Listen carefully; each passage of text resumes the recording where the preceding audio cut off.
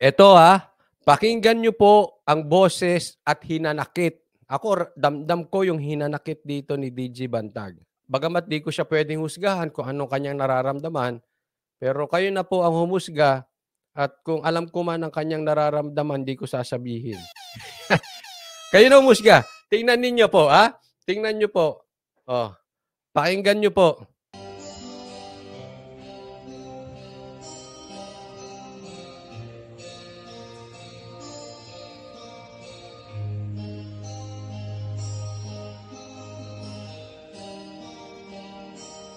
Ayan na po. Medyo puputol-putulin ko lang kasi baka ma-copyright, eh. May copyright po kasi ito. So, kailangan putol-putulin natin, okay?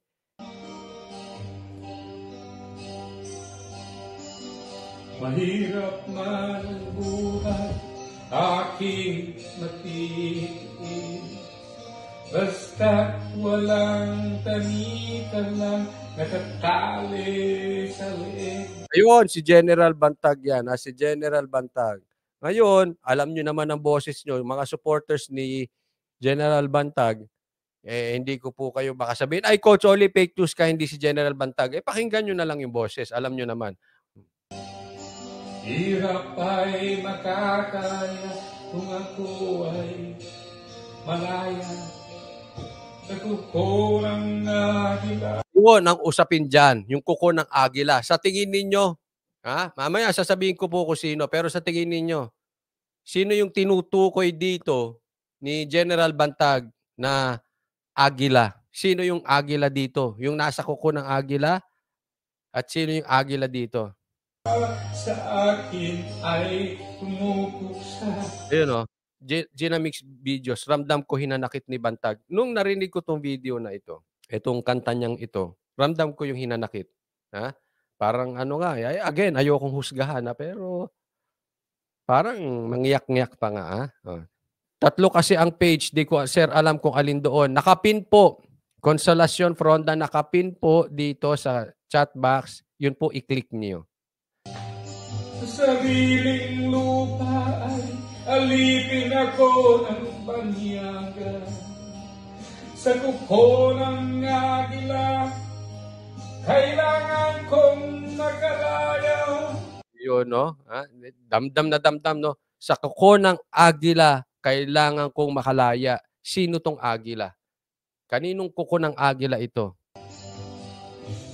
Kung tamang oras upang labanan ko ang mga pangapi na sagad na sa aking buto. Ngunit walang kalayan habang naroroon. Walang kalayaan hangga't naroroon. Naku, sino yan? Nakuko ng agila, sa leg ko'y nakabaon. Ako'y palayain. Alam niyo nung ako'y naririnig ko 'to, ramdam ko yung nasubukan ko na rin po kasi yung mapagbintangan ng, hindi mo parang nahusgahan ka ng talaga namang hindi mo nagawa. Talagang masakit. Hindi mo malaman kung bakit nangyari sa'yo. Parang parang parang aksidente, parang tinamaan ka ng mabigat na sakit kasi hindi mo alam bakit tumama sa'yo. Gano'n ang pakiramdam nito. Mas masakit pa nga ito kasi nahusgahan na siya. Naging trial by publicity kaya ako ramdam ko yung hinanakit niya. Mapagbintangan ka na wala kang kasalanan, hinusgahan ka na ng mga Pilipino dahil wala, binunganga sa media, eh. Sa kuko ng agilang. Pasensya na po, kailangan ko putol-putulin kasi baka po ma-copyright, kuhang-kuha po ni Bantag, Mapangalipin. Mahirap man ang buhay, aking matitis. Sabi ni Batawan, nakakaiyak, promise. Maraming naiyak. Ako rin, totoo, nung nadinig ko ito sabi ko, mahirap talaga. Nabalikan ko yung napagbintangan ako, napagkaisaan ako ng Marites. Pero I believe, General Bantag, pag ikaw ay nasa tama, tayo ka lang, panahon lang ang kailangan, may balik po yan. Kasi kung meron man ng bibintang, alam nila sinasadya yung pagbibintang. Gaya na sabi ko, nasubukan ko na yan eh. Alam nung mga inggit, sila ay nagbibintang. May balik po yan. Standby lang, relax lang. Basta't walang tanikala, nakatali sa'yo. Ngunit walang kalayan habang naroon sa kuko ng agila, sa liko'y nakabaw. At sabi ni Jelyn, shout out General Bantag, ingat ka lagi, your time and day will shine too soon. Oo. And God protect you. Yeah, pag napagbintangan kang ganyan, may kapalit naman yan. So relax, stand by. Just look at the bright side of it. No? Hindi ko sinasabing madali, hindi ko sinasabing kaya ko yung nangyari kay Bantag. But syempre, nandyan na siya, isipin niya, nasa tama siya, darating ang panahon, makukuha niya hustisya. Ganun naman eh. Ako lagi ko sinasabi, ganyan ang aking pinanghahawakan. Kung ano tinanim mo, aanihin mo. So kung nagtanim ng pagbibintang ang iba diyan, aanihin. No? At wala pong pagpapala ng tunay na pagpapala na hindi ka dumaan sa challenges. Ako naniniwala ako doon. Lahat ng tunay na pagpapala ay dadaan ka sa challenges para pag nakuha mo yung pagpapala, ready ka. Kasi ang pagpapala, pag pumatong sa kamay ng hindi reading tao, magiging sumpa. So may mga hinahanda ang tadhana para bago mo matanggap yung pagpapala, ready ka na at talaga maging pagpapala at hindi sumpa. Unless yung pagpapala na yun, talaga namang galing sa dyablo, ito ay sumpa talaga. No? Kaya hindi po lahat ng karangyaan ay galing sa Diyos. So, pero ako'y naniniwala dito sa iyo, General Bantag, ha?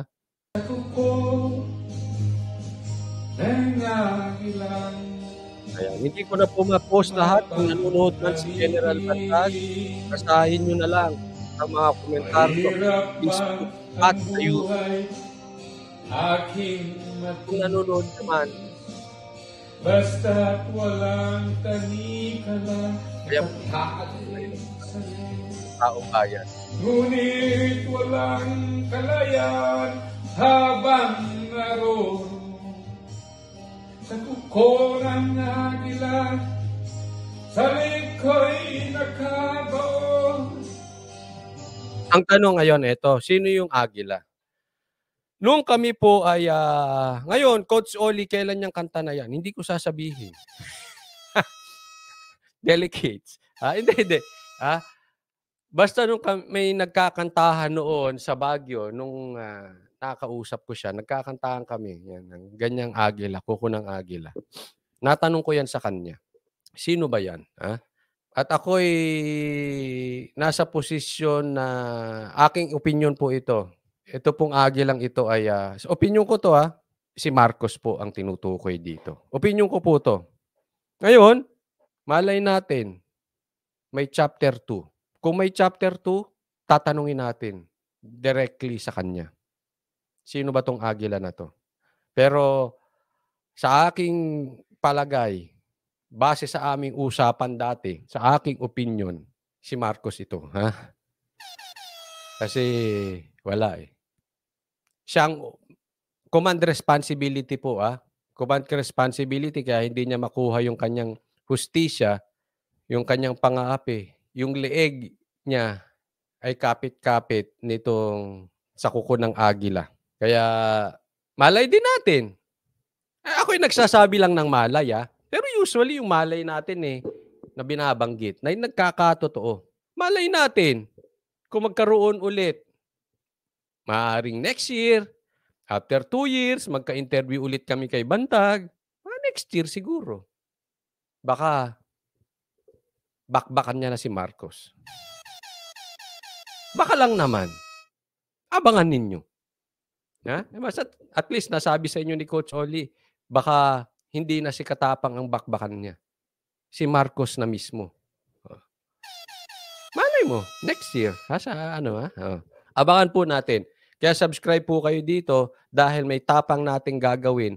Lahat ng yung mga walang boses ay bibigyan natin ng boses. At tayo po ay talagang kokontra sa mga nakikita nating tiwali sa bansang ito. Sana naman kayo, wag niyong gamitin ang inyong posisyon para busalan ang mga bunganga ng mainstream media at social media. Karapatan po ng tao yan. Kahit po kontra. Tingnan nyo, just look at PRRD. Kinontra ng media pero inayaan lang. Hans Jia, maraming salamat. Nag-follow na siya at nag-subscribe pa. Thank you.